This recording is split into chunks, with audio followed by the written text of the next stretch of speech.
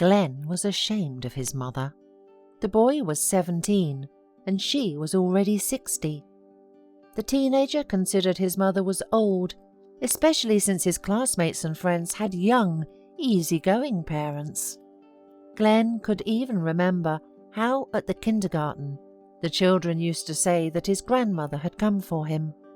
But then they had got used to the fact that he had such a mother.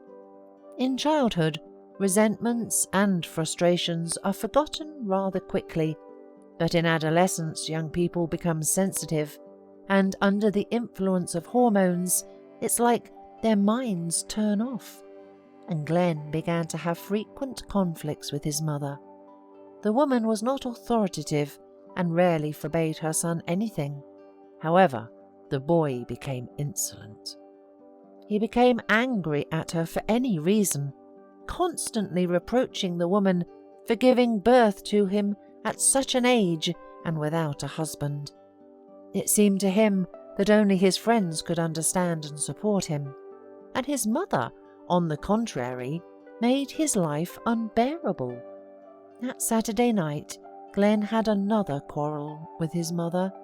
He was cursing, shouting and stomping his feet, while the woman calmly pleaded with her son not to be irritated. Glenn was so angry that he told her that he was fed up with her and slammed the door and left the house. After spending the night at a friend's, he came home in the morning to get his things. His friends invited him to a party at their summer house. His mother was not at home, and Glenn thought she had gone shopping. He started to get ready for the party, but suddenly he heard the doorbell ring. A neighbour, Mr. Martinez, was standing on the doorstep. Before Glenn could even ask why he had come, the man grabbed him by the chest, dragged him into the kitchen, and forcibly sat him down on a stool. In a threatening tone, Mr. Martinez called the boy an ungrateful puppy and added that his behaviour had caused his mother's heart problem and that she was in the hospital in a serious condition. Then the man told Glenn the whole truth. It turned out that his mother had adopted him. One day she drove to a construction store, but she didn't know the way very well and turned down the wrong street. As she looked around for a passerby to ask for directions, she noticed Glenn, who was no more than 2 years old at the time. The little boy was sitting there, dirty and in rags, crying bitterly. The woman called the police. The child's parents were never found, so she decided to adopt Glenn. But the child welfare agencies initially refused to give the baby to a single woman.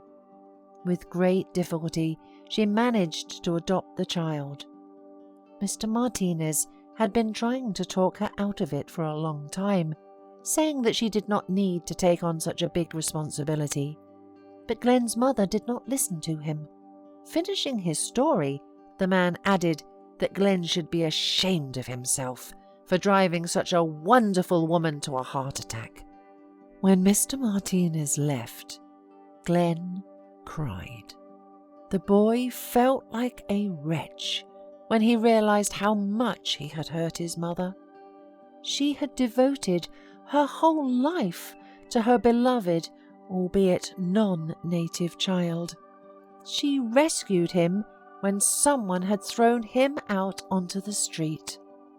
Fortunately, everything could still be fixed. Glenn rushed to the hospital. The mother was surprised when she saw him. She pressed her son's head to her chest and ruffled his unruly hair just as she used to do when he was a child. And Glenn was very ashamed of all the times he had been so ungrateful and rude. After all, it did not matter at all how old his mother was.